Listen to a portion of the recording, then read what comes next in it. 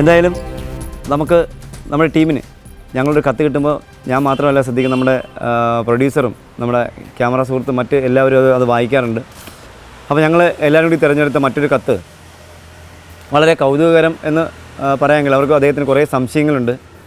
അപ്പോൾ ഞാൻ നമ്മുടെ എപ്പിസോഡുകളിൽ നമ്മുടെ ഭാഗങ്ങളിലൊക്കെ പാമ്പിനെക്കുറിച്ചും പാമ്പിൻ്റെ മുട്ടകളെക്കുറിച്ചൊക്കെ പറഞ്ഞിരുന്നു. പക്ഷേ അദ്ദേഹത്തിൻ്റെ ചോദ്യം ഇതാണ്. അദ്ദേഹം ചോദിച്ചിരിക്കുന്നു, പാമ്പിൻ്റെ മുട്ട വിരിയാൻ, മൂർഖൻ പാമ്പിൻ്റെ മുട്ട വിരിയാൻ എത്ര മുട്ട ഇട്ട് കഴിഞ്ഞാൽ എത്ര ദിവസം എടുക്കുമെന്നുള്ളതാണ്. ഓർത്ത് വെക്കുക. അതായത് അദ്ദേഹത്തിൻ്റെ ആദ്യത്തെ ചോദ്യത്തിനുള്ള ഉത്തരം, മൂർഖൻ പാമ്പ് മുട്ട ഇട്ട് കഴിഞ്ഞാൽ ചില സാഹചര്യങ്ങളിൽ 55 ദിവസം കൊണ്ട് വിരിയാറുണ്ട്. ചില സാഹചര്യങ്ങളിൽ 55-നും 60-നും ഇടയ്ക്ക് ദിവസങ്ങൾ എടുക്കാറുണ്ട്. പക്ഷേ ഒരു കാര്യം കൂടി അവർക്ക് ഈ ചോദ്യകർത്താവിനോട് അല്ലെങ്കിൽ നമ്മുടെ പ്രേക്ഷകരോട് പറയാനുള്ളൊരു കാര്യം, ഇപ്പോൾ ഏപ്രിൽ മാസം ഏകദേശം 10-ാം തീയതി കഴിയുമ്പോൾ നമ്മുടെ മൂർഖൻ പാമ്പിൻ്റെ മുട്ടകൾ വിരിഞ്ഞ് കുഞ്ഞുങ്ങൾ പുറത്തേക്ക് ഇറങ്ങുന്ന സമയമാണ്. അപ്പോൾ നമ്മുടെ പ്രേക്ഷകർ ഒരു കാര്യം ശ്രദ്ധിക്കുക, ഏപ്രിൽ മെയ് മാസങ്ങളിൽ നമ്മുടെ വീട്ടിൻ്റെ മുറ്റത്ത് അല്ലെങ്കിൽ വീടിൻ്റെ വരാന്തയുടെ വെളിയിലൊന്നും ഈ ഷൂ പോലത്തെ സാധനങ്ങൾ വെക്കരുത്. അത് ഒന്നുകിൽ അകത്ത് വെക്കുക, അതല്ലെങ്കിൽ ഉയരത്തി വെക്കുക. കാരണം ഈ മൂർഖൻ്റെയൊക്കെ മുട്ട വിരിഞ്ഞ് കഴിഞ്ഞാൽ, മൂർഖൻ പാമ്പിൻ്റെ മുട്ട വിരിഞ്ഞ് കഴിഞ്ഞാൽ കുഞ്ഞുങ്ങൾ ഉടനെ തന്നെ അന്നോ പിറ്റന്നോ സ്പ്ലിറ്റായിട്ട് 4 വഴിക്ക് പോകുമ്പോൾ തന്നെ കാണുന്ന ഏതെങ്കിലും മാളത്തിലോ ഏതെങ്കിലും നമ്മൾ തൊണ്ടോ വിറകോ ഒക്കെ കൂട്ടി വെച്ച് അതിനകത്തൊക്കെ കയറിയിരിക്കുകയും അത് കഴിഞ്ഞ് അടുത്ത ഫസ്റ്റ് സ്കിൻ ഷെഡിങ് അഥവാ ചട്ട പൊടിച്ചതിന് ശേഷം അവ ഭക്ഷണം തേടി പോവുകയുമാണ് ചെയ്യുന്നത്. അപ്പോൾ വളരെ ശ്രദ്ധിക്കുക. ഇപ്പോൾ ഈ ഏപ്രിൽ മാസം മെയ് മാസം പകുതി വരെ നിങ്ങളുടെ വീടിൻ്റെ ചുറ്റിനും അടുക്കളയോട് ചേർന്നോ അല്ലെങ്കിൽ വേക്കൻ്റ് പറമ്പുകൾ പുറകിലൊക്കെ ഉണ്ടെങ്കിൽ ഒരു കാരണവശാലും നിങ്ങൾ അടുത്ത് വിറകൊന്നും പറക്കി വെക്കരുത്. വേസ്റ്റ് സാധനങ്ങൾ കൂട്ടിയിടരുത്. അതൊക്കെ ഉയരത്തിൽ വെക്കുക.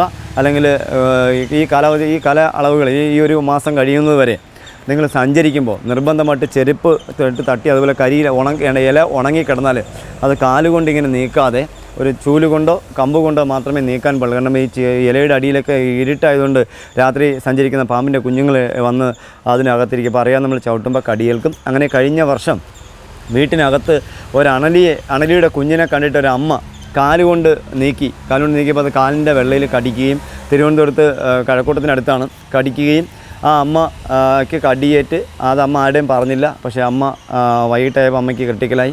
പിറ്റേന്ന് ആ അമ്മ അദ്ദേഹത്തിൻ്റെ മക്കളെയും അദ്ദേഹത്തിൻ്റെ ഹസ്ബൻഡിനെയൊക്കെ വിട്ട് ഭൂമിയിൽ നിന്ന് പോകേണ്ടി വന്നു. അതുകൊണ്ട് ഒരു കാരണവശാലും ഇങ്ങനെ മണ്ടത്തരങ്ങൾ നിങ്ങൾ കാണിക്കരുത്. പാമ്പിൻ്റെ കടിയാണ് അല്ലെങ്കിൽ ദേഹത്തിൽ അറിയാതെ നമ്മുടെ കാലിൽ നമ്മൾ പറമ്പിൽ കൂടെ സഞ്ചരിക്കുമ്പോൾ കാലിലൊരു മുറിവ് ഉണ്ടായാൽ ആ മുറിവിൽ കൂടി രക്തം വരുന്നുണ്ടെങ്കിൽ ഉടനെ തന്നെ അടുത്തുള്ള ഹോസ്പിറ്റലിൽ പോയിട്ട് രക്തപരിശോധന നടത്തുക. രക്തം പരിശോധിക്കുമ്പോൾ അല്ലെങ്കിൽ അത് അറിയാൻ പറ്റും പാമ്പിൻ്റെ കടി, പാമ്പിൻ്റെ വെനമുള്ള പാമ്പിൻ്റെ കടിയാണോ അല്ലെങ്കിൽ വെനമില്ലാത്ത പാമ്പിൻ്റെ കടിയാണോ, അല്ലെങ്കിൽ എന്തുകൊണ്ട് എങ്ങനെയാണെന്ന് മുറിഞ്ഞെന്ന് നമുക്ക് അറിയാൻ പറ്റും. അത് നിങ്ങൾ വളരെ ശ്രദ്ധിക്കേണ്ട ഒരു കാര്യമാണ്.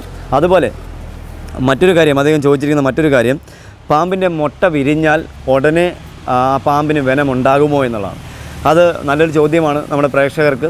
ഒരു മൂർഖൻ പാമ്പിൻ്റെ മുട്ട വിരിയുമ്പോൾ ആ മുട്ടയിൽ കൂടി വരുന്ന കുഞ്ഞിൽ തന്നെ തലയ്ക്ക് കണ്ണിൻ്റെ പുറകിൽ ചെറിയ ദഹനഗ്രന്ഥി ഉണ്ടാവും.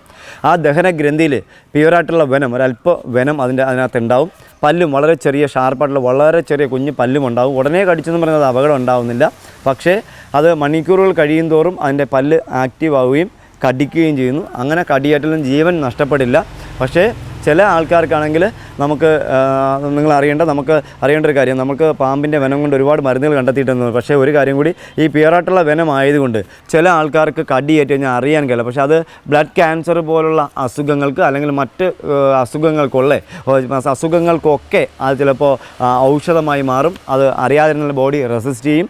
അതുപോലെ അത് കഴിഞ്ഞ് മുട്ട വിരിഞ്ഞ് ഒരു 15 ദിവസം കഴിയുമ്പോൾ നല്ല അളവിൽ വെനമുണ്ടാവും. അപ്പോഴും നമുക്ക് ജീവൻ നഷ്ടപ്പെടില്ല. പക്ഷേ മെഡിസിൻ എടുക്കേണ്ട ഒരു അവസ്ഥ വരും എന്നുള്ളത് ഓർക്കുക.